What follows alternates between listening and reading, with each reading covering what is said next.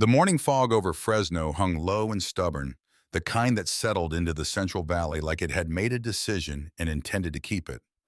It pressed against the windows of the Carver house on Maple Street, softening the pepper trees in the front yard, until they were suggestions of themselves, muffling the distant groan of delivery trucks heading toward the highway. By 7:15, the neighborhood was alive in its unremarkable way. Sprinklers hissed in measured arcs across lawns that were still green in November because this was the Central Valley, and green here was a choice made with water. A school bus ground through its route 2 blocks over its brakes, catching at the corner the way they always caught a sound so consistent it had become part of the neighborhood's ambient texture. Someone's radio trailed a country song through a half-open window, the words indistinct at this distance, just the shape of a melody moving through fog, the outline of something that had words without the words themselves being present. Eli Carver moved through the kitchen with the practiced economy of someone who had long ago made peace with the architecture of his own body. His forearm crutches clicked against the linoleum in a rhythm he no longer consciously heard, the way people stop hearing the hum of refrigerators or the particular sound a house makes when it settles at night, the sounds that are so continuously present they have been absorbed into the definition of silence. He was 16, lean in the way teenagers are lean when they grow faster than they eat, with dark brown hair that fell across his forehead in a way he had stopped bothering to correct, and eyes the color of a sky that cannot decide between green and gray. Those eyes notice things. The exact angle at which morning light hit the chrome fixtures above the sink and broke into small, specific brightness. The precise moment a person's expression shifted from genuine to performed, which was a shift most people executed without knowing they were executing it. The way most adults, when they first encountered him, looked at the crutches before they looked at him. Sometimes they never quite made it past the crutches at all. They would direct their conversation at the crutches, calibrate their volume and their expressions to the crutches, and depart having interacted with the equipment rather than the person operating it. He had spent 7 years developing a precise internal taxonomy of these responses. There were the people who overcorrected, who became aggressively normal in a way that was more exhausting than the looking because the effort of their performance required management. There were the people who simply stared, who had not yet acquired the social training to redirect their attention. And these he found least troubling because at least the staring was honest. And there were the rare people who looked at him, registered the crutches as equipment in the way you register that someone is wearing glasses, and moved on to the actual content of the moment. These people were uncommon enough that he remembered them individually. The injury had happened when he was 9 years old. A car accident on Highway 99, the kind of ordinary catastrophe that arrives on a Tuesday afternoon without weather or warning, without any of the narrative markers that should accompany something that rearranges everything permanently. He didn't remember the impact. There was the highway, and then there was the ceiling of the hospital room, white and featureless, and the gap between those two images contained everything that had changed. The particular smell of antiseptic became for him permanently associated with the concept of before and after, with the specific moment when a life divides into two sections that share a name but have different contents. He spent weeks looking at that ceiling.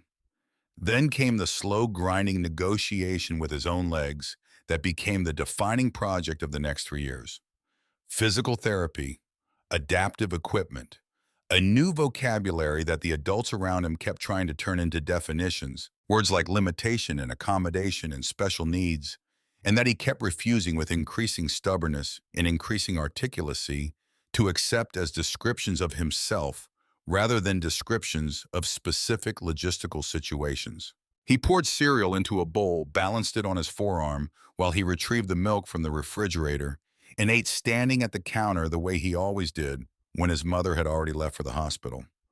Margaret Carver, charge nurse at Community Regional Medical Center, which meant her mornings began before the fog had settled, and her evenings ended after Eli had finished whatever book he was reading and turned off his light.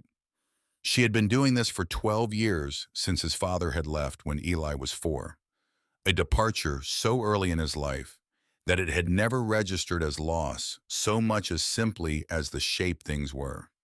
She was a good mother in the specific way of people who love practically, who show up, who make sure the thing that needs doing gets done, and do not spend significant energy performing the love that is already being expressed through the doing. The note she had taped to the cereal box said in her compressed, efficient handwriting, bus fare on the counter. Lunch account credited, call me at noon if anything. Love, Mom. 3 sentences. Everything necessary, nothing extra.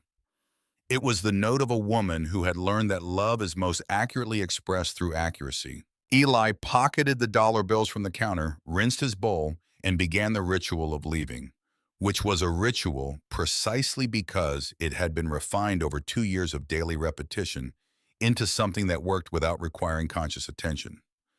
Backpack adjusted so the weight distributed evenly across both shoulders because uneven distribution over 11 blocks produced a specific kind of fatigue that compounded. Crutches checked at the grips where the foam war first checked at the wrist cuffs for the worn spot on the left one that he had been meaning to replace for 3 weeks. Jacket zipped to the collar because the fog was the deceptive kind, the kind that looked mild from inside a window, where the temperature was controlled and was not mild once you were standing in it on a sidewalk with your hands on metal. Jefferson High School was 11 blocks from the house on Maple Street. Eli walked it every day in every configuration of Central Valley weather, which included fog and heat and the occasional rain that arrived with such surprise that the city behaved as though precipitation was an exotic event. He had tried the bus once in September of freshman year, motivated by the combination of fog and cold that made the 11 blocks feel longer than their actual distance. The combination of the steps at the entrance, the narrow center aisle that required a specific lateral negotiation he had not fully worked out, and the particular performance of helpfulness from 2 separate strangers who had grabbed at him without asking, one on each arm, in a way that was simultaneously well-intentioned and completely unrelated to what he actually needed, had convinced him within 4 minutes that 11 blocks of known sidewalk was a substantially less complicated transaction than a vehicle full of people performing their own goodness at him. He had gotten off at the next stop and walked home and never gone back. Some negotiations were not worth the terms. He knew every block between Maple Street and Jefferson High the way a navigator knows a coastline, not just the shape of it, but the character, the specific qualities that made each section what it was. He knew which driveway approach on Claremont had the concrete lip that caught his right crutch tip if he didn't angle correctly through it, a correction that had become so automatic that his body made it without consulting his mind. He knew the stretch of Belmont Avenue that had been repaved 2 summers ago and was smooth as a kept promise, the best 200 feet of the entire route, the section where the crutches moved with a precision that was almost pleasurable. He knew which block smelled like someone's breakfast burritos every morning at 7:30, without fail from a window above a hardware store that was always already open and had probably been open since 5, and he had come to associate that smell with the midpoint of the journey, with the specific knowledge that he was past the hardest section and into the easier half. He knew where the sidewalk narrowed between a telephone pole and a rusted newspaper box, a gap of approximately 18 inches, and he had developed a slight rightward lean through that section that was entirely unconscious at this point, built into his body's movement vocabulary, the way certain words become part of your syntax without your deciding to adopt them. The 11 blocks took him 22 minutes on a clear morning and up to 30 on mornings when the fog was bad enough to make the surfaces uncertain. He had timed it often enough that he no longer needed to time it consciously. He knew when he needed to leave, and he left then. It was on the corner of Belmont and Van Ness, 6 blocks into the 11, that he first saw the motorcycle. It was parked in front of a coffee shop called the Early Bird, a narrow establishment with a hand-lettered sign in the window that someone had painted with genuine care approximately 15 years ago, and not repainted since the letters slightly faded now in a way that gave them character rather than diminishing them. The machine itself was something that demanded attention regardless of any decision you might make about giving it.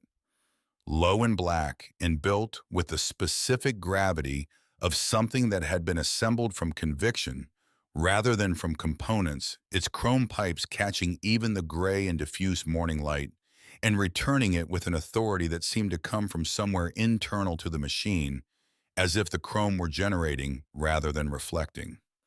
Eli registered it the way he registered most things completely, and without ceremony filed it in the part of his mind that kept the texture of days, the specific details that made one morning distinguishable from another. He pushed through the coffee shop door because he had 8 minutes before the walk needed to resume to get him to school before the bell, and because the fog had made his hands cold enough that the grip foam of the crutches was starting to feel imprecise under his palms. The kind of imprecision that was not dangerous but was distracting, and he wanted a few minutes of warm air and something hot to hold. The place was narrow and warm in the way of establishments that have been warming the same space for a long time, the warmth accumulated and layered rather than produced by any single source. It smelled of roasted coffee beans and something fried that had been fried an hour ago and was still present in the air as a warm, faintly savory ghost. 3 tables all small, one of them occupied by an older man reading a newspaper with the focused attention of someone who believes newspapers deserve focused attention. A short counter with 4 stools. A woman behind the counter with silver-streaked hair pulled back with a clip, and the expression of someone who had been awake since 4 in the morning and had made her peace with it several hours ago. Peace arrived at through coffee and the particular equanimity that comes from having done the same thing for long enough that it no longer requires resistance. And at the far end of the counter, on a stool that seemed slightly undersized for him, sat a man who was simply impossible to overlook. Not because he was trying to be looked at, not because he was doing anything to occupy more of the room than he occupied physically, but because some people have the quality of taking up exactly as much space as they actually take up, with no performance in either direction.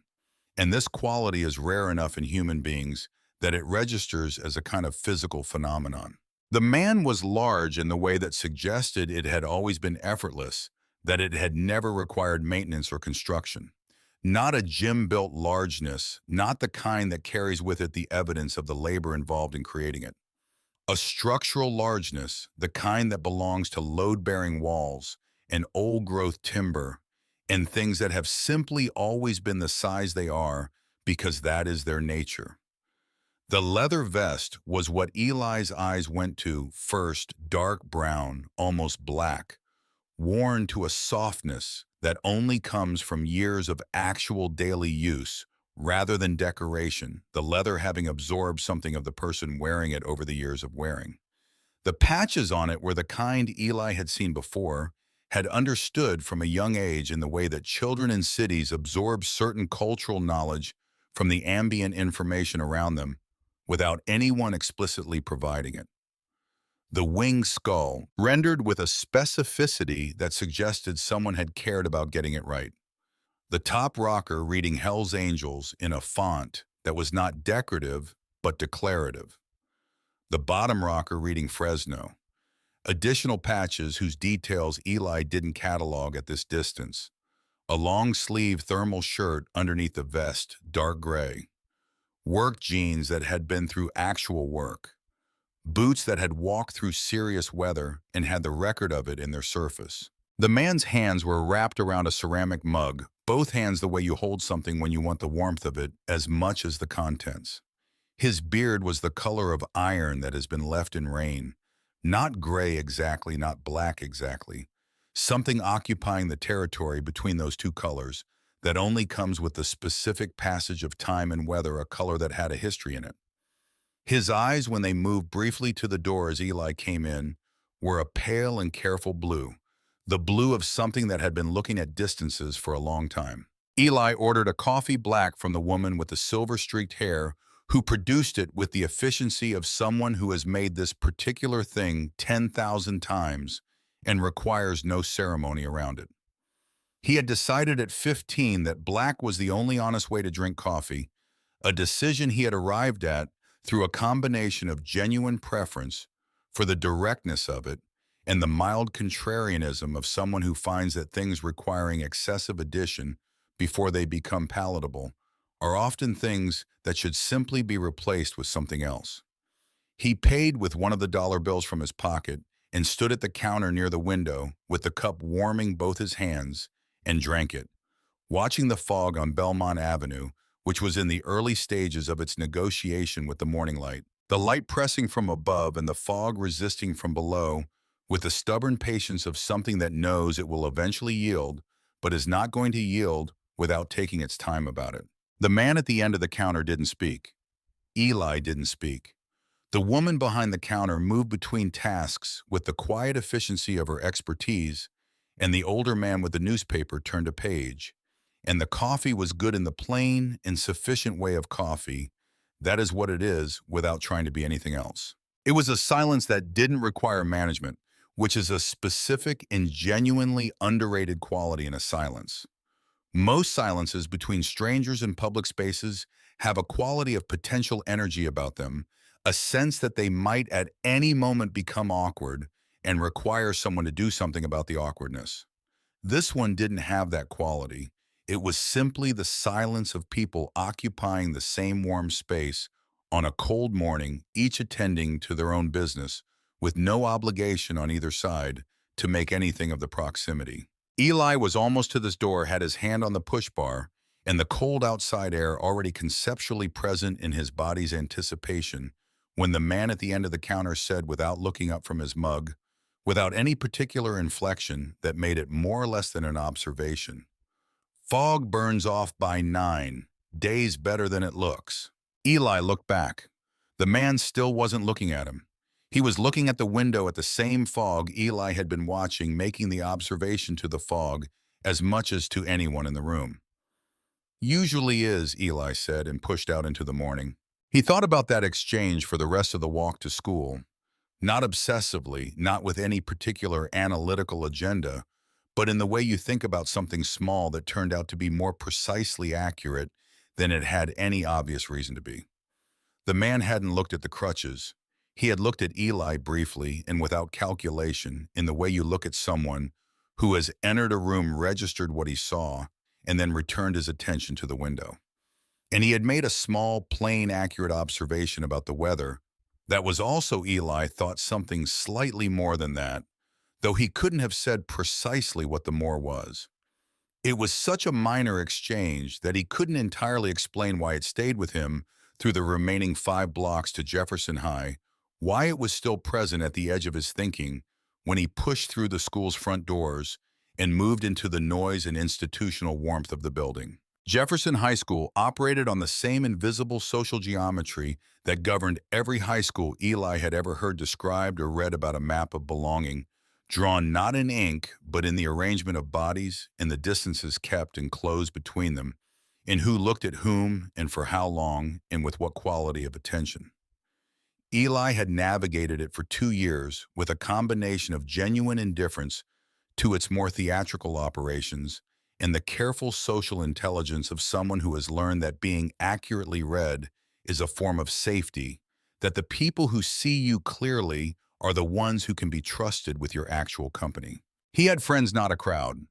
He had decided early, not as a philosophy, but as a practical conclusion reached through observation, that a crowd was a volume metric and that friendship was something categorically different, something that had to do with the specific quality of a person's attention and the specific reliability of their presence, rather than with how many of them there were. Nora Voss sat with him most mornings before first period in the area near the library, where the light was better and the foot traffic was lower. A girl who was currently in the process of building a functional ham radio from salvaged components she acquired from a secondhand electronics shop on Blackstone Avenue, and who had opinions vigorously held and articulately expressed about everything from the structural problems of municipal zoning to the narrative failures of films she had seen twice specifically to confirm her initial assessment of those failures. She was the kind of person who made the room slightly more electrically charged by being in it, not through volume, though she was capable of volume, but through a quality of engagement with everything around her that raised the ambient energy of any space she occupied. Eli found this valuable in the specific way that people who tend toward the internal and observational find the company of people who tend toward the external and expressive genuinely useful, a complementary energy rather than a competing one. Caleb Pruitt was the other one. The third element of the small and functional arrangement they had arrived at by the middle of freshman year without discussing it explicitly. Quiet in the way of people who have made a considered and deliberate decision about when speech is worth its cost. He noticed things before other people noticed them, which made him the first to understand when something was wrong in a room, and also the first to understand when nothing needed to be said about it. He had a gift for the latter that Eli particularly valued, the understanding that some observations are complete in themselves and do not require being spoken aloud. It was Caleb who noticed them first that Wednesday morning in the cafeteria, the way he always noticed first. "Those three again," he said, not as a question. His voice low and even, his eyes moving with the particular calm of someone who has been tracking a thing long enough that the tracking itself has become unremarkable. Eli didn't need to turn immediately to know who he meant. He turned anyway because not turning was its own kind of statement, and he didn't want to make it. Cole Reese was 17 and built wide in the shoulders in the way of people whose physical size has functioned as social currency long enough that their body has become continuous with their confidence, not separate from it. He had the particular ease of someone who had moved through the world long enough to arrive at the instinctive, rather than the intellectual level, at the conclusion that his specific combination of size and social placement meant that most situations resolved themselves in his favor without requiring significant effort. This was not a personality trait precisely. It was a conclusion drawn from a sample size that was about to become insufficient. The two boys with him were whose names Eli knew, but whose individual qualities he had long ago assessed and found uninteresting. They functioned as a unit, which was the point. A unit of three occupied a room differently than three individuals, created different calculations in the people around it, generated a kind of ambient authority that none of its members possessed alone. 7 months. That was the duration of the pattern as Eli had been tracking it from October of the previous year through this Wednesday in the middle of the following May. It had started as these things typically start, with something small enough to be deniable. A comment at the volume of a private conversation directed at the Crutches with a smile that tried to reclassify the comment as friendly observation rather than what it was. Eli had responded to these early iterations the way he had learned to respond to the predictable moves in a game he hadn't agreed to play with silence, which denied the required fuel, or with the occasional flat and direct response that temporarily disrupted the script, because the script had been written for someone who performed a reaction and he wasn't performing one. But the absence of dramatic response had not produced the absence of behavior. It had produced adaptation. Cole Reese was not unintelligent. He had understood through some process that was probably more instinctive than strategic that what worked was what went unaddressed, and what went unaddressed was what couldn't be held up for examination, and what couldn't be held up for examination was whatever stayed small enough in its individual instances to resist the weight required to lift it. So it had stayed small, each individual incident containable, the accumulation of incidents invisible to anyone who wasn't living inside the accumulation. This was the version Eli carried to school every day. Not a crisis, which would have been simpler to address because crises have edges and weight and the capacity to trigger institutional response. Something more wearing than a crisis. The persistent low-frequency exhaustion of a thing that is always there and always deniable.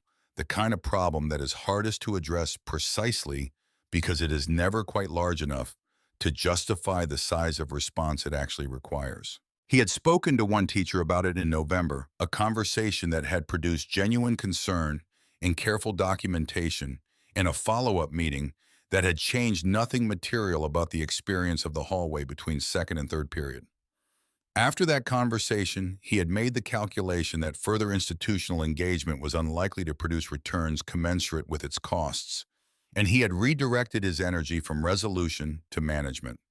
It was the calculation of someone who had been navigating inadequate systems since he was 9 years old and had developed a realistic understanding of what systems were designed to do and what they actually did. He was carrying his lunch tray across the cafeteria that Wednesday with the same careful distribution of weight and attention that he applied to the 11-block walk, the continuous low-level navigation of a body moving through a space that had not been designed with it specifically in mind when it happened. The mechanics were simple. A foot extended at ankle height with the timing of someone who had spent enough time observing his gait to understand its rhythm and had identified the precise moment in the swing of the right crutch when the obstruction would be most effective. Eli's right crutch caught the foot mid-swing. The geometry that followed was immediate and not recoverable in the time available. He lurched forward, the tray left his hands with the terrible and specific feeling of something leaving your control in public, and the cafeteria contracted into the held breath that cafeterias always produce in these moments, approximately 2 seconds of collective, suspended attention before it released into the sounds of the aftermath. A chair scraping someone's involuntary sound, a laugh from somewhere in the middle distance that was quickly modulated into something more socially acceptable. Eli caught himself on the edge of the nearest table. One knee went down on the linoleum. The tray hit the floor with the specific clatter of institutional dishware, doing what it was designed to do, which was not break, but was also not quiet about it. His right forearm crutch hit the edge of a bench on the way down, and the aluminum tube, which was engineered to support weight and resist the torques of normal use, but was not engineered for lateral impact at that particular angle against that particular surface, bent. Not in half, not completely, but at an angle acute enough that continued use was not going to be a viable option. He could see it from where he was on the linoleum, 2 feet away, bent in the way things look when they have been broken by something that was indifferent to whether they broke. He was aware of the room.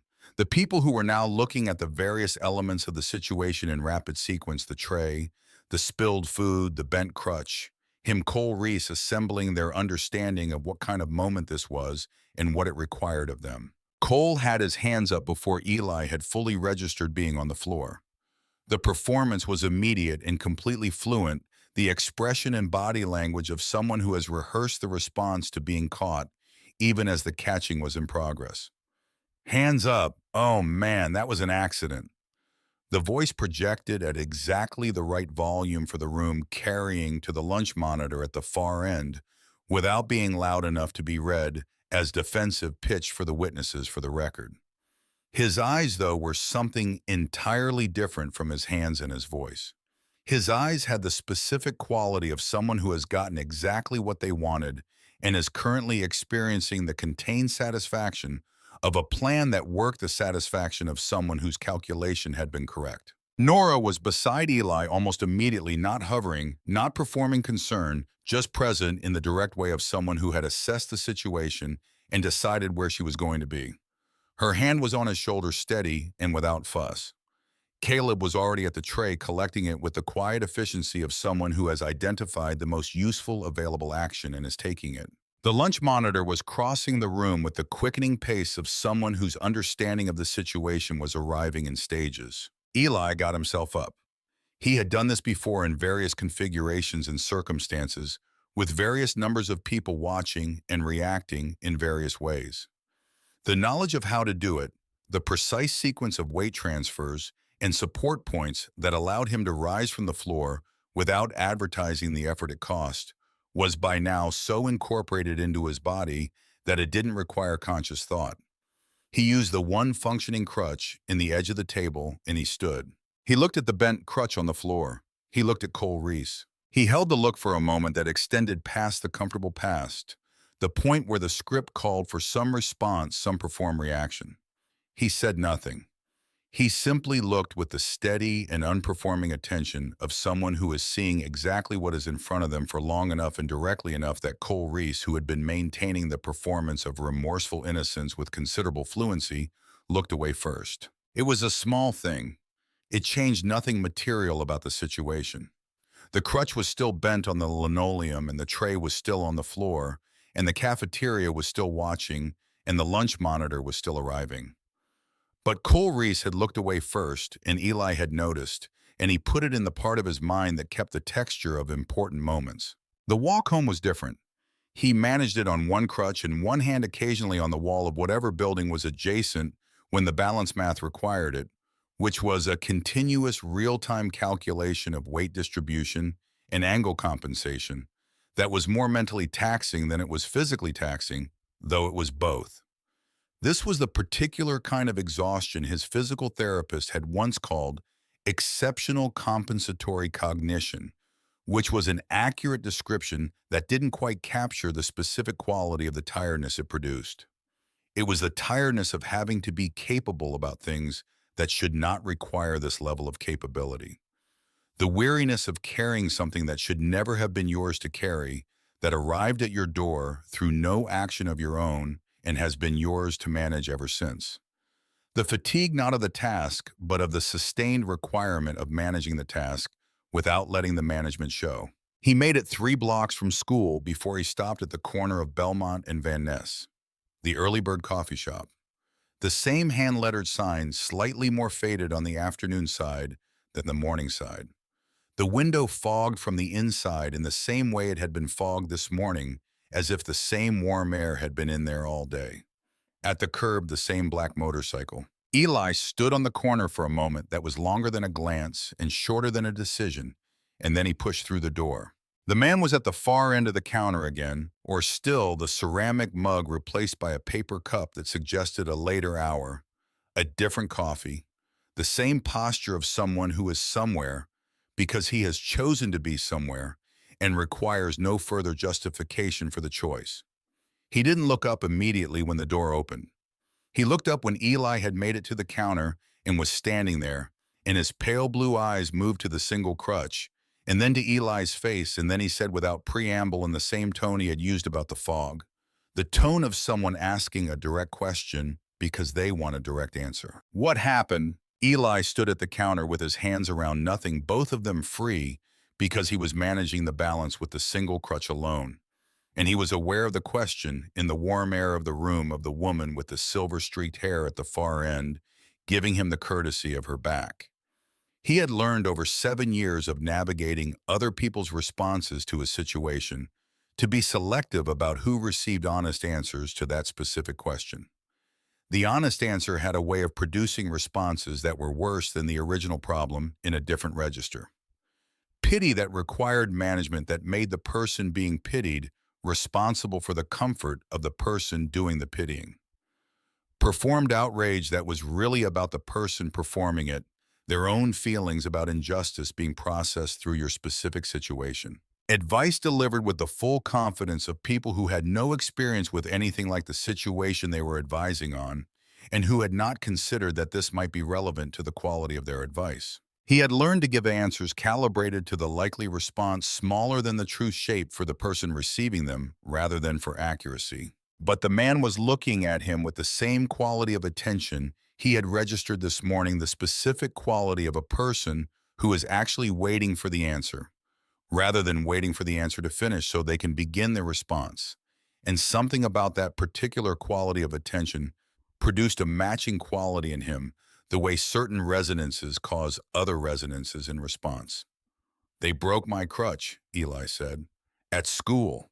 The man was quiet for a moment that had the specific quality of someone who has heard what they needed to hear and is deciding what to do with it, rather than the quality of someone who is still processing the information itself.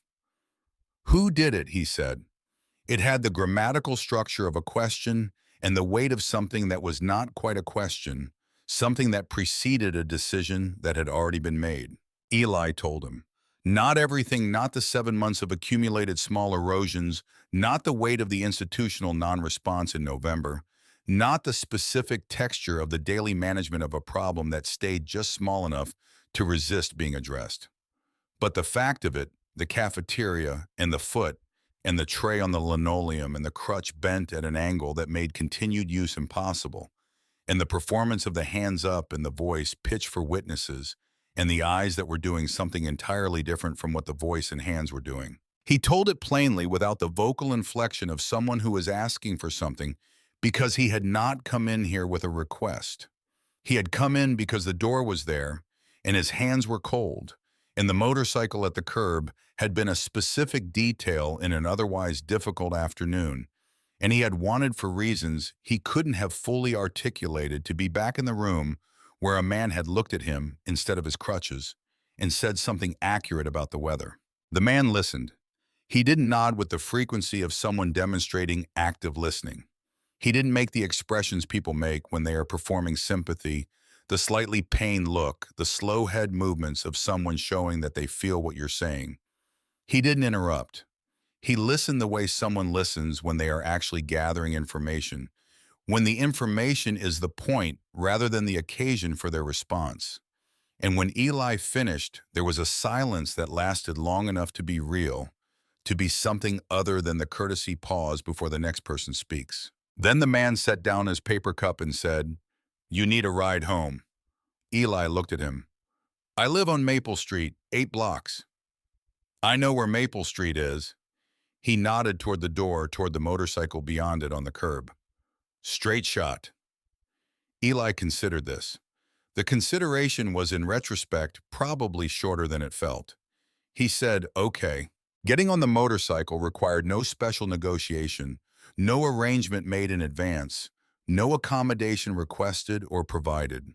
It required a step up and a place to hold, and the single crutch balanced across the tank in a way that turned out to require almost no thought.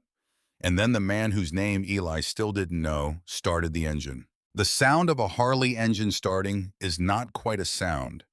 It is more accurately a physical event, a reorganization of the air in the immediate vicinity that you feel in your chest before you hear it with your ears, a vibration that precedes and exceeds the audible component. And then they were moving down Belmont in the November afternoon light, the fog entirely burned off, now the air clear and cold, in a way that was different from the deceptive mild cold of the fog, an honest cold that told you what it was. He drove at exactly the speed limit.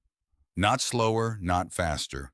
At the speed the signs indicated, which was a specific detail that Eli noticed and filed. The house on Maple Street appeared. He pulled to the curb with the smooth certainty of someone who knows where he is going and waited the engine idling while Eli got off. Eli stood on the sidewalk of his own street in the November afternoon and said, "Thank you." The man nodded. He looked at the house for a moment with the expression of someone taking accurate measure of something, and then he looked at Eli with the same quality of assessment, the look of someone seeing what is actually there. "Someone's going to replace those crutches," he said in the same non-question register he had used about the fog. "And somebody's going to understand that what happened was wrong." He said it simply as a person states a thing they are entirely certain of, without needing the listener to confirm it or respond to it in any particular way. Then he started the motorcycle and rode south on Maple Street, and the sound of the engine diminished through the ordinary afternoon sounds of the neighborhood until it was indistinguishable from them and then was gone. Eli stood at the front door for a long time after the sound was gone. He was thinking about something his English teacher had given them in September, a passage that made distinctions between a threat, a promise, and a statement of intention, and the ways those three things operated differently in language and in the world. He had read it and found the distinctions interesting in a theoretical way, and then filed it away. He was taking it back out now and turning it in relation to what had just been said to him on his own sidewalk, and he was arriving at the conclusion that what the man had said was none of those three things, or perhaps it was a fourth thing that the passage hadn't needed to account for a reckoning delivered at ordinary conversational volume on an ordinary Wednesday afternoon by a person who had no obligation to deliver it and had done so anyway. He went inside. He sat at the kitchen table with his history textbook open and the single functioning crutch leaning against the chair beside him, and he read about the period following the Civil War, about what it meant to try to rebuild something from within the same system that had contributed to breaking it. And he thought about the man at the coffee shop, and he thought about the difference between what a person says and what a person means and what a person intends to do, and how rarely those three things are the same, and how significant it is when they are. His name was Dean Holloway. Eli didn't know that yet. He would learn it the next day. Margaret Carver came home at 6:15 in her scrubs, carrying the specific contained exhaustion of someone who has been managing other people's emergencies since before dawn and has not yet allowed herself to feel the weight of the day because the day technically isn't over. She set her bag down at the door, looked at her son at the kitchen table, looked at the one crutch leaning against the chair, looked at the space beside it where the second crutch was not. She understood within 3 seconds.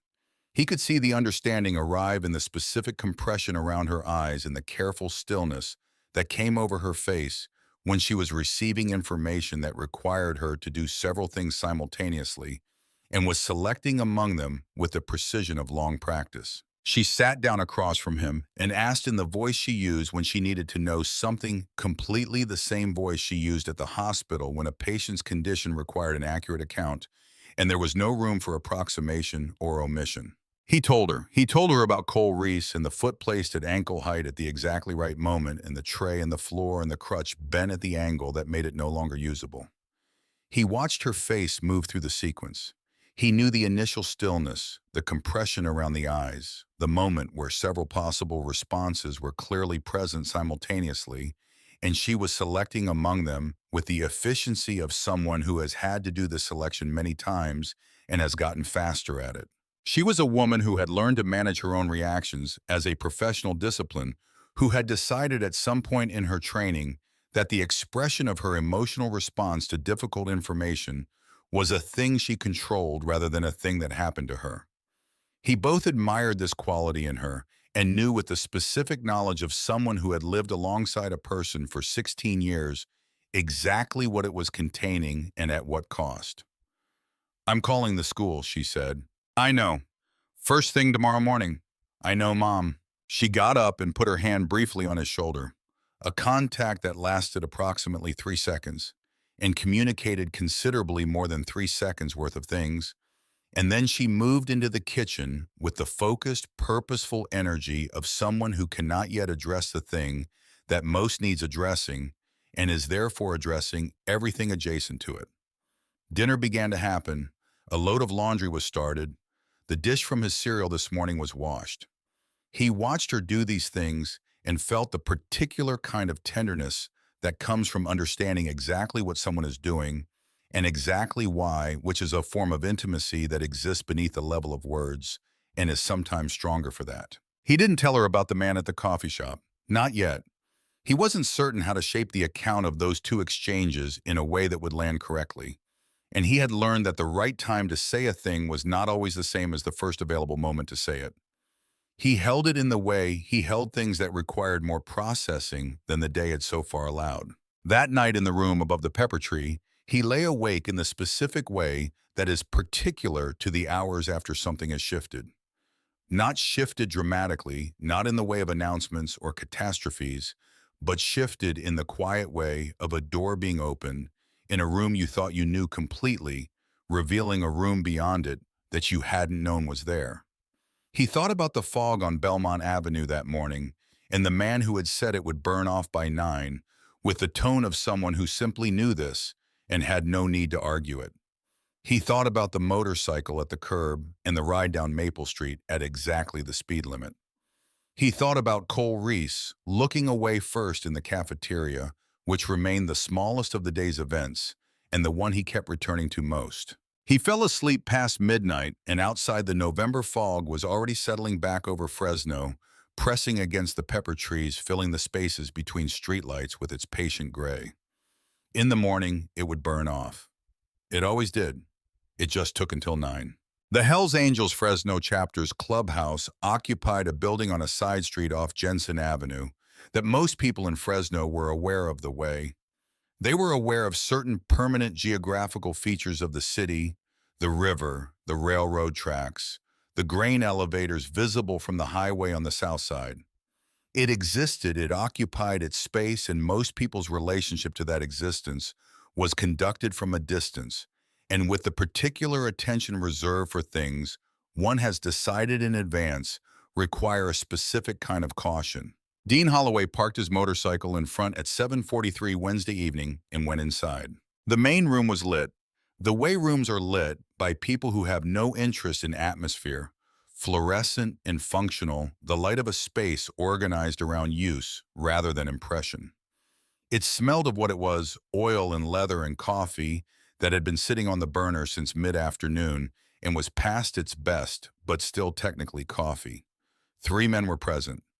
Garrett Boone, who had been a member for 22 years and ran a transmission shop on Blackstone Avenue that had a genuine reputation for honest work in a field where honest work was not universal.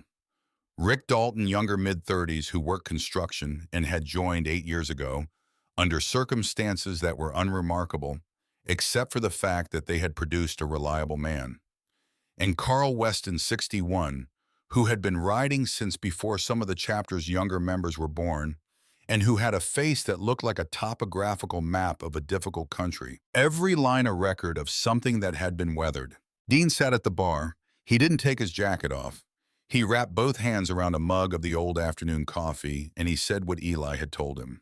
Simply, in sequence, without editorializing, without the vocal shape of someone trying to produce a particular response in the people listening. He described a 16-year-old boy managing 3 blocks from his school on a single crutch. He described the cafeteria, the foot placed at ankle height with precision, the tray on the floor, the crutch on the linoleum at the angle of something that had been broken.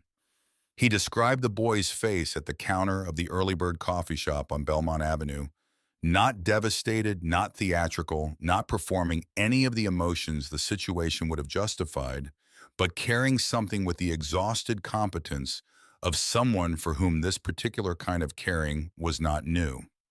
He said that last part once clearly and did not repeat it because it didn't require repetition. When he finished, the room absorbed the information in a silence that had a specific quality, not the silence of people who don't know what to say. The silence of people who have heard something that requires no elaboration and are deciding what they are going to do about it. The room absorbed it the way rooms absorb things that have weight. Carl Weston set his mug down on the bar. He didn't say anything. He nodded once, the nod of someone who has understood something completely and is confirming that understanding without requiring more words around it. Garrett Boone looked at the table for a moment, then at Dean. "How old?" Garrett said. 16. Another silence shorter. Dean stayed 40 minutes. He drank 2 mugs of the old coffee and provided the specifics. The school's name, the neighborhood, Eli's name, the nature of the equipment that had been deliberately damaged, because specifics were what the situation required, and he was a man who understood that specifics were what made action possible. Before he left, Garrett made 2 phone calls from the bar, short ones in the tone of someone transmitting accurate information to people who would receive it accurately. Dean drove home through the Wednesday night streets of the East Side, through the residential neighborhood where he had lived for 11 years, in an apartment above a dry cleaner that smelled of chemical solvent in the summers and was otherwise exactly what he needed it to be. He made himself a meal he didn't pay much attention to and sat at his kitchen table afterward, in the particular way he sat after days that had given him something he needed to think through. He thought about Eli Carver's face, not the broken crutch and not the story of the cafeteria, though those things were present in his thinking. The face, the specific quality of expression of someone who has been carrying something heavy for long enough that the carrying has stopped registering as extraordinary and has become simply the condition of moving through the world. He had seen that quality in mirrors at various points in his own life, and he had recognized it in other people at other times. And it was one of the things he found genuinely difficult, not the dramatic, visible suffering, but the quiet, sustained kind, the kind that has made peace with its own continuity. He had a daughter, Cassie, 24, now living in Sacramento and finishing her nursing degree, which was something she had arrived at through her own compass, and which reminded him with a regularity he found both appropriate and uncomfortable that her compass was accurate, and had been accurate even during the years when his own was not. Their relationship had been rebuilt over the last 5 years from something that had been badly damaged during the years when he had been less present than a father should be, and the rebuilding had been slow and imperfect, and was still honestly ongoing, which he accepted as the correct consequence of the damage he had contributed to. She called him on Sundays. He called her on Thursdays. They had arrived at this schedule without discussing it explicitly through the gradual establishment of a pattern that had eventually become reliable, which was how he and Cassie had arrived at most things now, through accumulated action rather than declared intention. The calls were honest in the way that relationships become honest when the easier, less accurate version has been abandoned because it turned out to be unsustainable. He had not been present when she was 16 in the way that would have mattered. He had been there in the physical sense, more or less, but there and present were not the same thing. And he had known this even then, had known it with a clarity that hadn't translated into a change of behavior for reasons he had spent years examining. And she had grown up in the gap between what she needed and what he was providing with a competence and a self-sufficiency that he was proud of, and that he also understood clearly and without self-deception was in part his making and not the good kind of his making. He knew what it looked like when a young person was carrying something alone that they should not be required to carry alone. He knew it the way you know things that you have direct responsibility for. He went to bed at 10:30 and slept. And in the morning, he had the clarity that comes when you have finished thinking about something and arrived at the part that is not thinking, but doing. By 8 o'clock Thursday morning, the account had moved through the Fresno chapter, the way certain information moves through communities that are small and tightly connected enough to transmit facts without significant distortion. The details were the same details Dean had given because Dean did not exaggerate. And the people who knew him knew this and passed what he had said along with the accuracy it deserved. A 16-year-old boy on four-arm crutches. A deliberate act. Equipment deliberately damaged. Jefferson High School on Gettysburg Avenue. The morning was clear. The fog had burned off by 8:15 earlier than usual, and the November light was the particular sharp-edged light that comes after weeks of gray, the kind that makes the mountains visible on the eastern horizon and gives everything a quality of definition that the fog weeks have made unfamiliar. Margaret Carver had been at Jefferson High's main office since 7:50, 10 minutes before the office officially opened, sitting in the plastic chair outside the administrative suite, with the patience of a woman who has made a decision and is waiting for the logistics of the world to catch up to it. She had the bent crutch in a bag, not displayed dramatically but present because it was evidence, and evidence should be organized and available. Principal Joan Hartley was a compact woman in her mid-50s with close-cropped gray hair and the expression of someone who had spent 23 years in education and had developed the ability to read the register of a parent's voice the way a physician reads a patient's presentation. She heard Margaret's voice through the administrative assistant and came out of her inner office at 7:52 and said, "Mrs. Carver, come in." The meeting lasted 35 minutes. Margaret presented the facts in the order they had occurred with dates where she had them and approximate times where she didn't. She placed the bent crutch on the desk at the beginning of the meeting without comment, the way a lawyer places an exhibit, and did not refer to it dramatically again because it was there and it communicated what it needed to communicate without assistance. She named Cole Reese. She described the pattern she was aware of, the things Eli had told her, and the things she had observed in him over the preceding 7 months, the particular quality of tiredness she had noticed in her son, who was not by nature a tired person.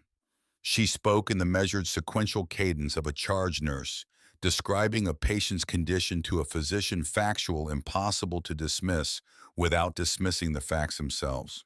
Hartley listened and wrote and said the appropriate things. She said it was serious. She said it would be addressed immediately. She said Cole Reese would be called in before first period. She said the district had protocols and they would be followed. She said these things with the genuine concern of a woman who meant them, and with the institutional caution of a woman who was simultaneously aware of the distance between meaning something and the something being done, a distance that 23 years of administration had made familiar to her. Margaret left at 8:35 with the knowledge that something would happen, and with the experience of 16 years of navigating systems on her son's behalf, which was the knowledge that something happening and something being corrected were related but not identical concepts. Eli was in second period American history, a subject he genuinely liked, because it was about the way decisions made at one moment produced consequences that extended forward through time in ways that the decision makers frequently did not anticipate, which seemed to him to be one of the more useful things to understand when Cole Reese walked past the classroom door in the hallway at 9:15. Eli saw him through the glass panel. Cole didn't look in. He walked past with his eyes forward and something in his posture compressed in a way that hadn't been present the previous afternoon in the cafeteria, when his eyes had said satisfied while his hands and voice said sorry. Eli noted it and returned to the textbook.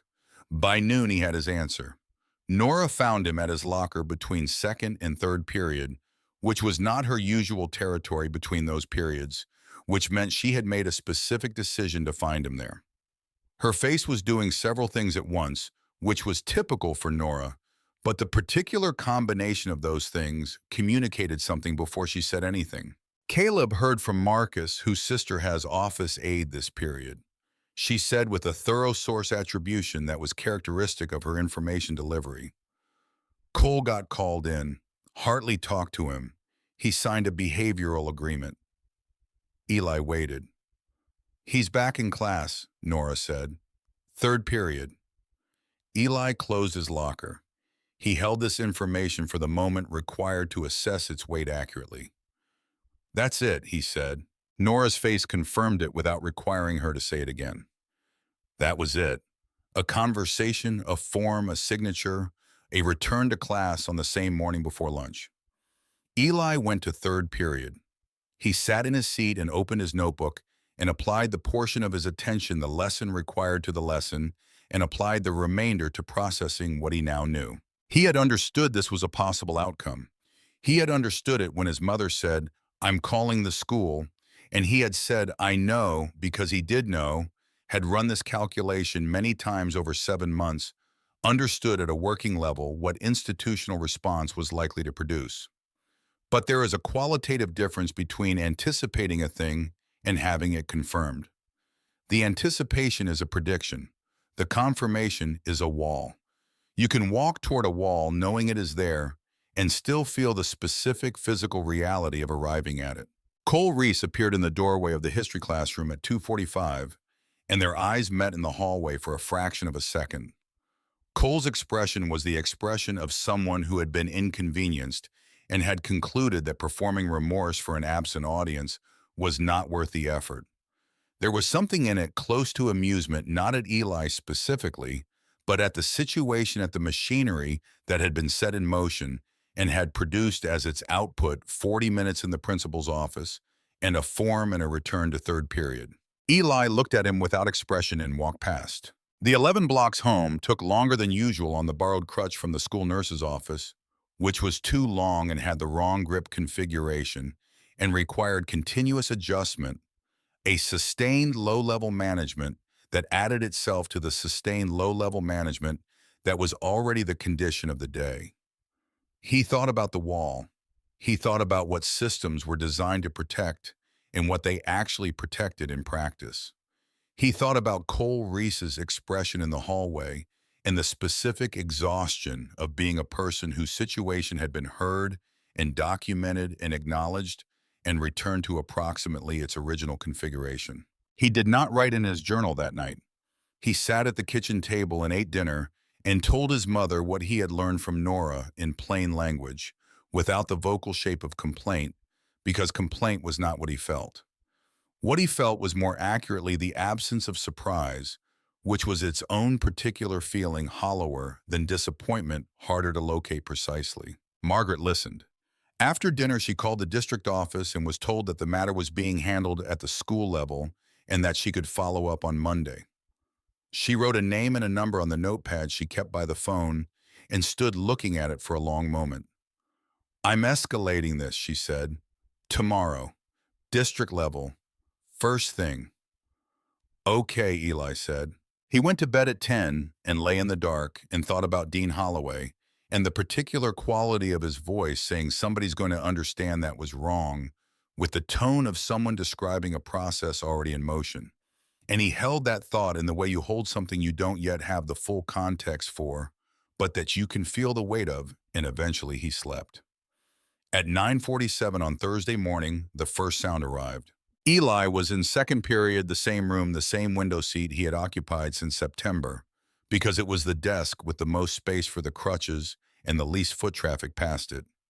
Mr. Patterson was at the front of the room talking about reconstruction, about the specific and documented difficulty of trying to rebuild something from within the same institutional structures that had been complicit in what needed rebuilding, and Eli was listening with genuine attention because this was a subject he found legitimately interesting when something happened to the air. It was not immediately identifiable as a sound. It arrived as a change in the air before it arrived as anything audible. A low-frequency presence that reorganized the immediate physical environment in a way that was felt before it was heard. A vibration that built from nothing into something with the deliberateness of something that was not trying to arrive quietly and was not trying to arrive dramatically, but was simply arriving at the pace it arrived at, which happened to be impressive. And then it was audible. A deep rhythmic pulse, distinctive and unmistakable to anyone who had ever heard it before. A Harley engine at idle moving slowly, and then another. Eli turned to the window. The first motorcycle was entering the visitor lot off Gettysburg Avenue, moving with the unhurried deliberateness of something that has made a decision and is executing it without urgency, because urgency was never the point. Large and dark, the rider in a leather vest. Behind it, a second. From the opposite end of Gettysburg, a third and a fourth moving together in the loose formation of people who have ridden alongside each other long enough that the formation happens without discussion. The classroom had noticed, not all at once, but in the rapid sequence of individual attentions being redirected that produces collective attention. A head turning, a whisper, a chair pushed back a few inches to improve the angle to the window. Mr. Patterson stopped mid-sentence. He went to the window and looked out at the parking lot for a moment with an expression that was managing itself carefully. "Continue with your reading," he said in the careful tone of someone who has seen something unexpected and is maintaining the room while he processes it. The room did not entirely continue with its reading. Eli watched the lot fill. They came from both ends of Gettysburg with the organized deliberateness of people who have coordinated something and are executing it without haste, because haste would suggest uncertainty, and there was no uncertainty in what they were doing. Dark machines chrome, catching the November light. Leather vests, the same wing skull multiplied across back after back after back. They filled the visitor lot and continued along the curb in a line that extended past the edge of what his window angle could capture. He counted. He counted carefully the way he counted things that mattered because accuracy mattered and the number mattered. He reached 23 before the angle of the window cut off his sightline. His phone vibrated. Nora from a classroom 2 doors down with a better angle 30. 30 motorcycles. 30 men in leather vests in the parking lot of Jefferson High School on a Thursday morning in November in Fresno, California. At the front of the group, standing with his arms crossed and his eyes on the school entrance, was Dean Holloway. He was not doing anything that could be characterized as aggressive. He was not advancing, not gesturing, not raising his voice because his voice was not raised. He was standing in the way that a fact stands without apology and without performance, present in the specific way of something that has made a decision about being somewhere and requires no further justification for the decision. The men arranged behind him were similarly still. Some talked quietly among themselves. Most simply stood, which was itself a complete action. Joan Hartley came out of the building at 9:52. Eli watched this with the specific fixed attention of someone watching an event they understand to be one of the moments that will be important later, the kind of moment whose specific texture you will be able to recall in detail years from now because you were paying the right kind of attention when it happened. Hartley walked across the parking lot with the purposeful stride of someone who had decided her posture before she left the building and was maintaining it. She walked directly to Dean Holloway and said something. He said something. Eli timed it against the second hand of the clock above the whiteboard. 90 seconds, both very short for the apparent content of the conversation and apparently entirely sufficient for its purpose. What happened next was visible from the window, and would be reported differently by different people observing from different angles, because any event observed from multiple simultaneous vantage points produces multiple accurate accounts, none of which is the complete picture. What Eli could see from the second-floor window was Dean Holloway reaching into the saddlebag of his motorcycle and producing a box, the specific kind of rectangular cardboard box that medical supply equipment arrives in, and holding it out to Joan Hartley with a matter-of-factness that appeared to briefly confuse her because she had organized herself for a different kind of interaction. The intercom on the wall beside the whiteboard buzzed at 10:04. Eli's name. The office. He gathered his things. The classroom was technically continuing with its reading, which is to say that everyone in it was observing the parking lot through whatever angle of window was available, and the reading was the activity they were providing to the room as cover. He moved to the door on the borrowed crutches from the nurse's office too long. Wrong grip the continuous small compensations of 2 days on equipment that wasn't his and went into the hallway. 2 minutes from the second-floor classroom to the main office and out through the front entrance. He was aware during those 2 minutes of the building, carrying a particular quality of charged institutional attention, the specific atmospheric condition of a place that has been confronted with something outside its established protocols. Teachers visible in doorways, students in the hallways who should have been in class. A quality throughout of something held something suspended. He pushed through the front doors. The November light was sharp and clear, the fog entirely gone burned off 2 hours ago, and the first thing he experienced was the sound, the residual presence of engines that were mostly off now, but whose vibration had not entirely left the air, a physical memory of sound in the atmosphere. Then the sight of it from inside it rather than from above it, which were categorically different experiences. 30 men, standing in and around the parking lot of his school. The leather, the patches, the winged skulls on 30 backs. Men ranging from their late 20s to past 60 men who had come from transmission shops and construction sites and garages and wherever else they had been at 9 in the morning on a Thursday, and who were here now because a 16-year-old boy they had never met had needed someone to show up. Eli stopped walking. He stood on the concrete outside the front doors and understood in the way that understanding sometimes arrives in the whole body rather than only in the mind, the full weight of what he was looking at. Not just the crutches in that box, not just the logistics of what had been organized in less than 15 hours. The declaration. The statement made in the oldest and most unambiguous available language, the language of physical presence of 30 people deciding that something mattered enough to make them get on their motorcycles on a Thursday morning. This specific kid, this specific 16-year-old with the 11-block walk and the green-gray eyes that noticed things and the journal he had kept since he was 11. Worth showing up for, worth the effort, worth being seen. 7 years. 7 years of being processed, of being the crutches first, and then if attention remained, the person attached to them. 7 years of moving through spaces that had accommodated him as an afterthought, if at all. 7 years of systems that had heard him and documented him and returned him to approximately the situation he had come from. And this was not a system. This was 30 men who had heard about him from one man who had listened to him for 4 minutes at a coffee shop counter and had gotten on their motorcycles before the morning was over. Dean Holloway was walking across the parking lot toward him. He crossed the asphalt with the same unhurried deliberateness he brought to everything, and he stopped in front of Eli and held out the box. "Correct size," he said. "Check the brand." Eli looked at the box. He looked at Dean. He was aware of the parking lot of the 30 men who were giving him the specific gift of not all staring at him simultaneously, of finding other things to look at in the way of people who understand the difference between being witnessed and being stared at. He took the box. "You didn't have to do this," he said. He worked to keep his voice level and mostly succeeded. "No," Dean said. "Didn't have to." The distinction was not lost on Eli. He heard it completely.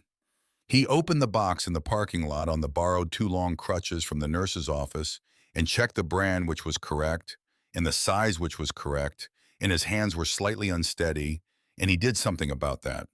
He straightened up and held the box and looked at the lot. The white-haired man near the back of the group, somewhere past 60 with reading glasses, pushed up on his forehead, was looking at him. Not with the performed sympathy Eli had navigated for 7 years, not with the particular concern that is really about the person performing it. Looking at him with the direct recognition of someone who is seeing a specific person in a specific moment and acknowledging what they see. He gave Eli a nod, the kind that requires no translation. Eli nodded back. Inside Joan Hartley's office, Cole Reese had been sitting in the chair for 27 minutes. He had been called in at 9:40 this second summons, following Margaret Carver's early Thursday morning call to the district office, which had produced a prompt call back to Hartley from the district, suggesting the previous day's handling had been insufficient. Cole had entered the office with the residual confidence of someone who had been through a version of this conversation yesterday and had emerged intact. He sat down expecting a harder version of the same essential transaction. Then the engines began. He watched the motorcycles enter the lot from the office window. He watched them continue entering. He counted and arrived at a number that produced in him a quality of reflection that 40 minutes in a principal's office the previous morning had not managed to generate. He was 17 and not unintelligent, which meant he was capable in this specific moment of performing an accurate calculation about the distance between where he was and where this was going. When Hartley came back inside and sat across from him, Cole Reese gave a full account of events. Not a partial account, not the strategically calibrated partial disclosure of someone preserving room to maneuver. A full account. 7 months. The comments at deniable volume, the deliberate small obstructions, the pattern of them, the cafeteria and the foot placed with precision, and the crutch on the linoleum. He gave it with the specificity of someone who remembered clearly because he had been present for all of it, and with the tone of someone who had done a fresh calculation about which strategy was viable going forward. Hartley wrote for a long time. Eli stood in the parking lot of Jefferson High School on a clear November Thursday with a box of correctly sized forearm crutches, and around him 30 men stood in the morning in the ordinary, extraordinary way of people who have decided what matters and acted accordingly. And inside the building, a bell rang for the transition between second and third period, and the day continued to be itself. The photograph Nora took from the second-floor hallway window at 10:17 went to 11 people immediately and had reached Portland, Oregon by 2 in the afternoon. Eli learned this from a text message from an area code.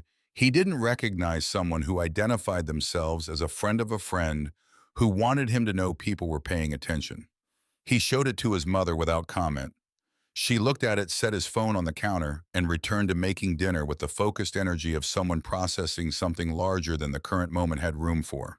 By Thursday evening, Nora was sending him running counts that he stopped reading after the third update because the number had stopped being a number and had become something else, a thing happening in the world adjacent to him, connected to him that he was the occasion for but did not control and was not sure he wanted to. He sat at the kitchen table that night and thought about the difference between things that happen to you and things that happen because of you, and things that happen around you while you are the occasion for them, and concluded that Thursday had contained all three, and that separating them cleanly was probably not possible or necessary. He slept better than he had expected to. Friday morning arrived with the quieter quality that follows significant days, the residue of what had happened still present in the air of the house, in the particular deliberateness with which his mother moved through her routine, as if she were carrying something carefully. She had spoken to the district again Thursday afternoon after Hartley had called her with an account that included Cole's full disclosure, and the conversation had been different in tone from Wednesday evenings. "Cole Reese is suspended," she said at breakfast. 3 days. When he comes back, there's a behavioral plan with actual consequences. Academic probation and a mandatory meeting with his parents present.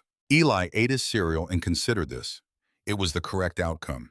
It was what the situation had warranted for 7 months, and it had arrived now on Friday morning because 30 men had stood in a parking lot in November and made the ambient and deniable visible, had named it by showing up in sufficient numbers that denial was no longer a viable posture for anyone involved. "That's good," he said. It is. His mother sat down across from him with her coffee, which she didn't usually do on work mornings. Are you okay? He thought about the question with the seriousness it deserved.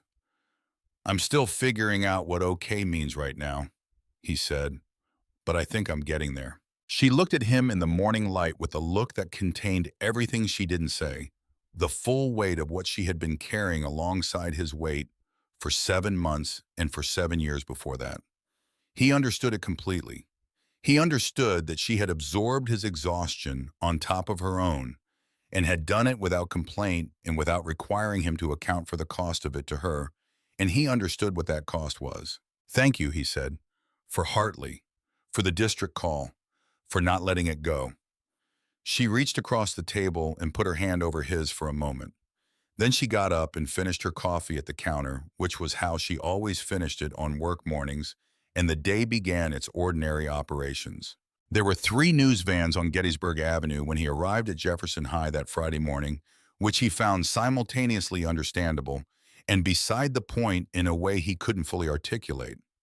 The image had circulated because it contained a visible contradiction of an expected narrative, and visible contradictions of expected narratives were the fuel the current information environment ran on most efficiently. The story that had circulated and the story that had actually occurred seemed to him from the inside to be related but not identical. The circulating version, louder and simpler than what had actually happened, which was quieter and more specific, and mattered more precisely because of those qualities. The reporter was Dana Forsyth, approximately 30, with the expression of someone who had been assigned a story and was in the process of discovering that the story was not the one she had been assigned. She caught him at the front entrance at 8:15 and asked if he would speak with her. He said yes once to one person and said what was accurate and intended to be done with it. She asked him to describe what had happened Wednesday. He described it: the cafeteria, the foot, the tray, the crutch, in the plain sequential way he described things without the vocal shape of performed narrative. And you spoke to one of the bikers that afternoon. I spoke to Dean Holloway at a coffee shop on Belmont. Yes. What did you say to him? I told him what happened. A pause. He listened. She looked up from her notepad. That's it. That was the important part, Eli said. She asked him how it felt to have 30 Hells Angels show up at his school. He was quiet for a moment because it was one of those questions that deserved accuracy rather than speed. Like being seen, he said. Like someone deciding that what happened to me was worth showing up about. I didn't know that was possible from people I'd never met. She asked if he had been afraid of the bikers. He looked at her steadily. I was afraid of the people at my school, he said. I wasn't afraid of the men in the parking lot. I think that says something. She seemed uncertain what to do with that, which told him something about the story she had arrived expecting and the distance between that story and the one he was telling her. He thanked her and went inside. That quote appeared in 7 articles over the following 48 hours. He didn't read most of them. Caleb read them and sent a 2-sentence summary. Nora read all of them and had specific and detailed opinions about the framing in each one, which she shared over lunch on Friday in a monologue that lasted most of the period and that he found genuinely entertaining. Dean Holloway gave no interviews. He appeared in the background of several photographs, which was where he seemed to position himself in every image, and he was approached outside the chapter clubhouse by a journalist who asked for a statement. Dean said, "Kid needed help, we helped." Then he went inside. It was reported in 4 articles and paraphrased in 3 more, and was the most accurate summary of the event that appeared anywhere. Margaret Carver made her phone call on Friday afternoon. She had Dean's number from Hartley, who had gotten it during the 90-second conversation in the parking lot. She stood in the kitchen of the house on Maple Street after her shift, still in her scrubs, looking at the number written in her own handwriting on the notepad by the phone. She was not a woman who found calls to strangers easy. She was precise and efficient in her communications, and she knew that precision and efficiency were not always what a conversation required. She dialed. He answered on the 3rd ring, his voice the same as Eli had described, direct and undecorated. "Mr. Holloway," she said, "this is Margaret Carver. Eli's mother. A brief pause. Mrs. Carver, my son told me what you did, she said. Both things. The ride home Wednesday and what happened Thursday. He told you about the coffee shop. He told me Thursday night. He said he wasn't sure how to explain it earlier. A pause. He's like that. He waits until he understands something before he tries to say it. A silence on the line that was not uncomfortable. He's a good kid, Dean said. He is, she said. He's been carrying this for a long time. I want you to know that what you did, what all of you did, I don't have the right words for it. When Dean spoke, his voice had the same even directness as before, but with something in it that was slightly different, a quality of careful attention. You don't need them, he said. She stood in the kitchen with the phone and felt something move through her that was specific and complicated, the particular sensation of a weight held so long that it has become invisible to the person carrying it until someone else acknowledges it, and the acknowledgement makes the weight suddenly apparent, and you understand for the first time or remember for the first time how long you have been holding it. She had been the competent one, the one who called the school and kept the documentation and held the fear and the anger and the exhaustion at a professional distance because someone had to be the competent one. And here on the phone was a man who had seen her son in 4 minutes at a coffee shop counter and had understood something true about what he was carrying and had done something about it, and the something had mattered. Thank you, she said. You're welcome, he said with the directness of someone who means it entirely. After she hung up, she stood in the kitchen and did not do anything for a while. Just stood in the room as the afternoon light shifted through the window above the sink and let herself feel the weight of the week, all of it, without organizing it or converting it into the next task. She let it be what it was, which is a thing that competent people have to practice allowing. Then she started making dinner. Eli went back to school on Monday. The week was different in ways that could be documented and in ways that lived only in texture and atmosphere, in the quality of space rather than in any single event that could be pointed to.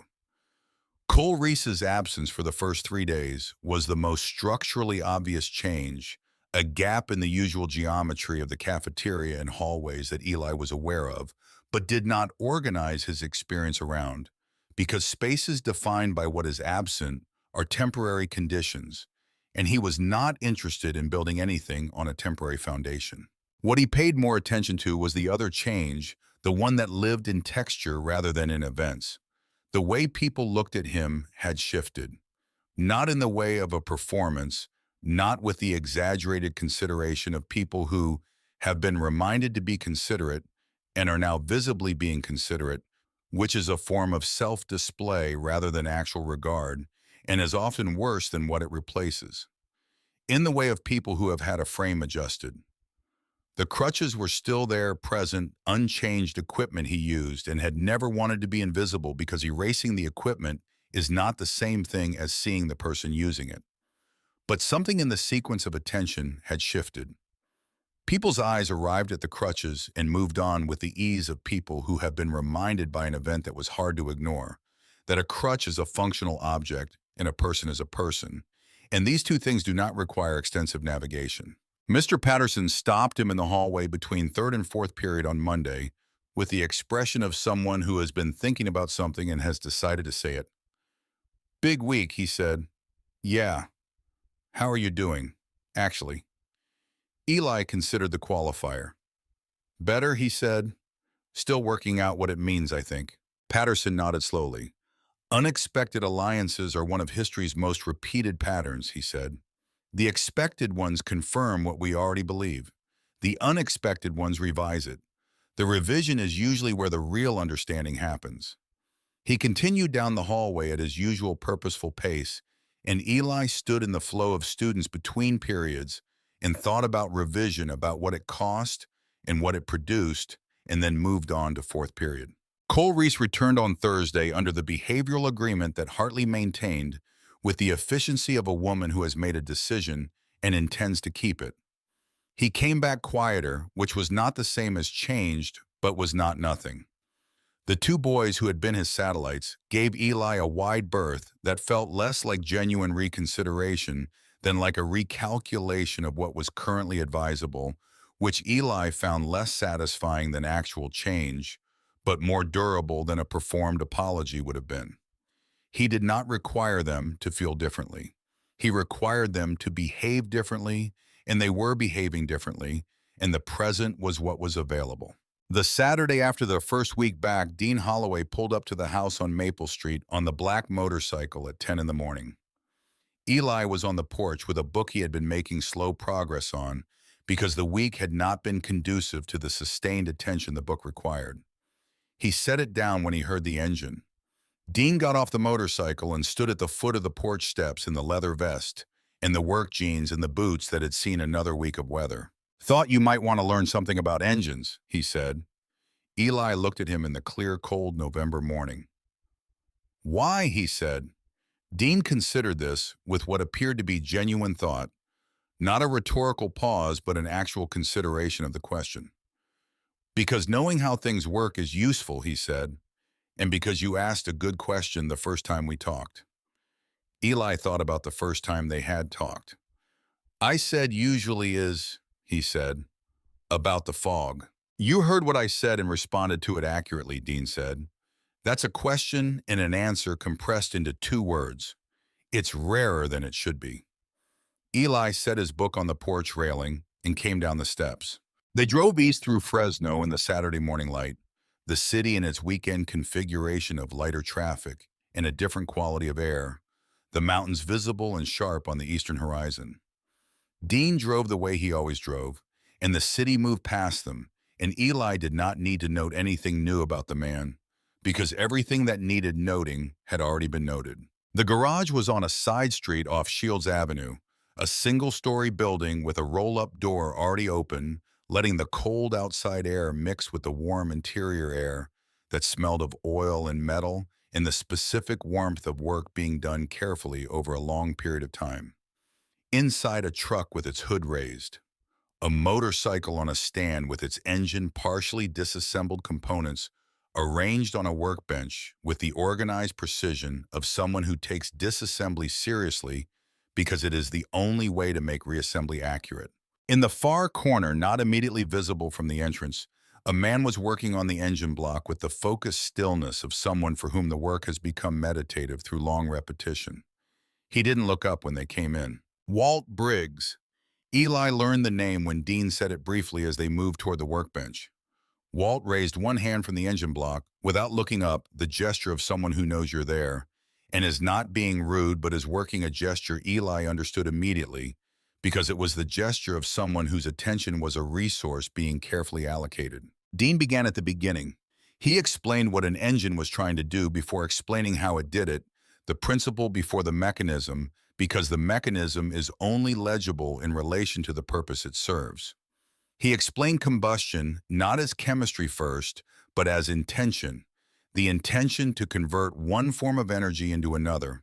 And from that intention, he moved to the components that served it, each one connected to the others by function rather than proximity. A system that was the sum of its relationships. Eli listened and asked questions that followed from genuine attention, questions that moved the explanation forward rather than redirecting it.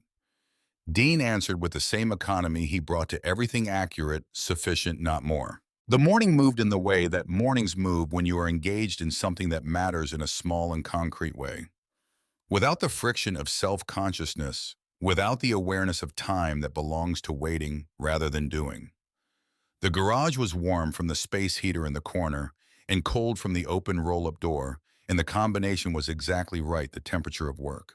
Walt Briggs worked in his corner throughout the morning and neither participated in the lesson nor ignored it, occupying the position of someone present in a space without requiring anything of it.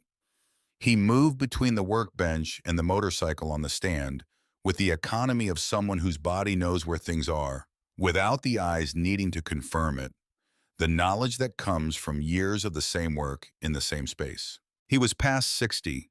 His hair was the white that arrives after the full range of other colors have been exhausted, the white of long duration, and he kept it short. His face carried the specific topography of someone who had done physical work outdoors for most of his life, the lines laid down by weather and squinting, and the simple passage of decades. His hands on the engine components were large and precise, the precision of someone whose hands had learned their intelligence directly from the work itself rather than from theory about work. The afternoon came in through the open roll-up door with the low gold quality of November brief and definite. Eli was at the workbench with the relationship between the carburetor and the combustion cycle when he became aware that Walt had stopped moving, not finished what he was doing. Stop the way you stop when something in the room has shifted and you are deciding whether to acknowledge it. Eli looked over. Walt was looking at him. Not with the performed assessment Eli had navigated for years, not with the calculation people ran when they were trying to figure out the correct response to the crutches leaning against the workbench. With the direct recognition of someone who has seen something specific and is deciding whether to say so. He looked back at the engine. Then he set down the tool in his hand with a careful, deliberate placement and spoke without looking up. "My boy was your age when I stopped showing up," Walt said. His voice was even, not the even of emotion being controlled, the even of someone who has carried something long enough to have found the posture for it. 14, maybe 15, in there somewhere. A pause. "I was around physically, but around isn't the same thing, and I knew that then. I just couldn't figure out how to be different from what I was." Eli was still. He understood that this did not require his active participation, that what it required was for him to be present and listen, which he was capable of. "We lost track of each other," Walt said. "By the time he was 18, it was mostly distance. Shorter calls, then not many calls." He moved the tool he had set down to a slightly different position, an adjustment with no practical function. "He's in Bakersfield now, his own family. We talk sometimes. It's not nothing, but it's not what it should have been." He looked up then, directly at Eli with the pale eyes of a man who is not asking for anything, not sympathy, not reassurance, not the response people manufacture when they are handed something difficult. "I came Thursday morning because Dean sent one message. Said, 'Come, you'll understand when you get there.'" A pause. "I understood when I got there." He held Eli's eyes for a moment that was exactly the right length. "Glad somebody did for you," he said. Then he picked up the tool and returned to the engine block with the same focused stillness he had maintained all morning, and the conversation was complete. Eli stood at the workbench and felt the full weight of what had been said. Not many words. One of the densest things anyone had said to him in recent memory. He understood that Walt Briggs had not come to the garage to have this conversation, had not prepared it or planned it, had said it because the afternoon had arrived at a point where it was the accurate thing to say, and he was a man who said accurate things when they were called for. He understood that the nod in the parking lot on Thursday had been the beginning of this, the first syllable of a sentence that had just been completed in a garage on a side street off Shields Avenue on a Saturday afternoon in November. He didn't say "I'm sorry" because Walt had not offered this as something requiring sympathy. He didn't say "thank you" because the moment didn't call for it. He said what was true and sufficient. "I'll remember that," he said. Walt nodded, once eyes on the engine. It was enough. Dean drove him home at 7:10, 10 minutes past the note he'd left on the kitchen counter close enough. The city was in its early November dark streetlights on windows lit in the warm way of houses where the evening has settled into itself. Eli sat on the back of the motorcycle with a specific quality of tiredness that comes from a day of genuine engagement, not the draining tiredness of management and compensation, but the full and honest tiredness of having been present in something that mattered. Dean pulled to the curb on Maple Street. The kitchen light was on, and through the window, Eli could see his mother moving at the counter. "Same time next week if you want," Dean said. "Yeah," Eli said. "I want." Dean nodded. He looked at the house for a moment, then at Eli with the same quality of accurate attention that had been there at the early bird counter on Wednesday afternoon. "You asked me why," Dean said. "At the garage this morning." Eli waited.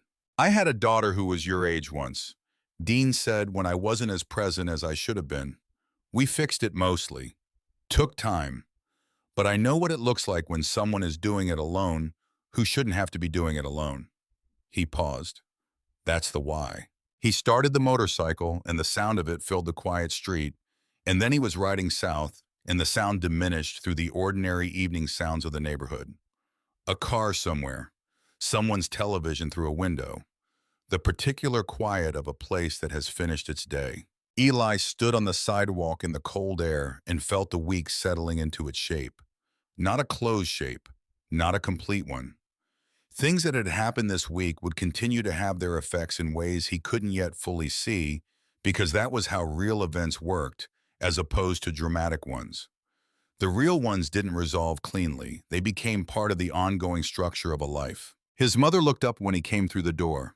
She took in the motor oil on his hands and the cold air he'd brought in with him, and the particular quality of his face. She asked one question. "Good day." "Yeah," he said. "Really good."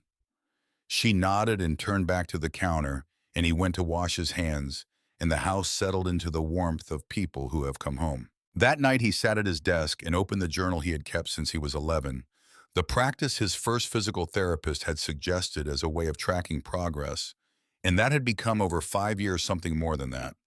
A practice of honest observation, a place where accuracy was the only requirement. He wrote for a while. He wrote about Thursday in the parking lot and what it felt like to stand in November light while 30 men stood there because he existed and because what had happened to him had been decided to matter. He wrote about Walt Briggs and the sentence delivered to the engine block rather than to his face, which was the right way to deliver it. He wrote about Dean Holloway and the quality of his listening and the rare and specific thing of being addressed by someone who saw him first and everything else second. He wrote about his mother standing in the kitchen after the phone call, standing still for a while before she started dinner, which he had seen through the hallway and understood without needing to have it explained. He wrote, "The thing about being judged is that it goes both ways. I judged them too before I met them. Everyone said to be afraid of them, so I carried that the same way they probably carry what everyone says about them. But they looked at me and saw a kid who needed help, and they helped. That's it. That's the whole story if you let it be." He sat with that. He wrote Walt said he stopped showing up when his son was my age. He said it to the engine block and not to me, which was the right way to say it. I think some things are said sideways because saying them directly would make them too heavy to finish. He didn't need me to do anything with it. He just needed to say it where someone could hear it. I heard it. He looked out the window at Maple Street in its November night configuration. The street light at the corner making a circle of gold on the pavement, a car moving slowly past the neighbor's porch light across the street. The ordinary persistence of the neighborhood doing what it did in the dark. He wrote Dean said the fog burns off by 9. The day's better than it looks. I've been thinking about that since the first morning. I think he meant it exactly as a fact about the weather, and I think he also meant something larger. That the thing you're looking at in the bad light isn't the whole thing. That what presses against the windows in the early hours is not the permanent condition. That patience and the slow work of morning do what they always do, and the light comes through, and the mountains appear on the eastern horizon, and the day opens into something you couldn't see when you were standing in the fog. He closed the journal and turned off the desk lamp. Outside, Fresno continued its nighttime self, the diminished necessary version of a city that understands it needs rest to continue. Somewhere on a side street off Shields Avenue, a garage was dark, its roll-up door closed against the November cold, the engine block patient on the stand. Somewhere on the east side, a man in an apartment above a dry cleaner had said what he needed to say and done what he needed to do and was going about his evening unremarkably. Somewhere in Bakersfield, a man Walt Briggs's son's age was going about his Saturday night without knowing that his father had said something that afternoon that had needed saying for 20 years to a stranger who had the right kind of stillness to receive it. And in a room above a pepper tree on Maple Street in Fresno, a 16-year-old boy who had been walking 11 blocks every day for 2 years, who had been carrying something alone that should not have required that level of carrying, who had learned at 9 years old that the world rearranges itself without asking, and you rearrange yourself in response, lay in the ordinary dark, and breathe the ordinary air of his ordinary room, and felt with a clarity that was new and specific, and not fragile, the particular durable peace of a person who has been found by something they did not know they were waiting for. The fog burns off. He had understood it as a weather observation the first morning.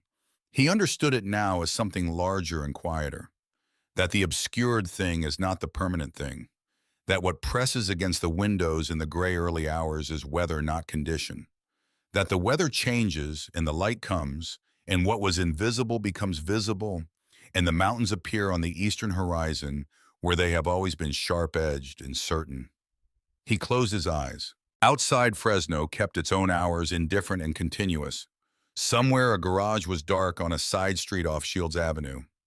Somewhere a man above a dry cleaner on the east side was exactly who he had always been, which had turned out to be enough. And in a room above a pepper tree on Maple Street, a boy who had been carrying something alone lay down in the ordinary dark and let it be ordinary.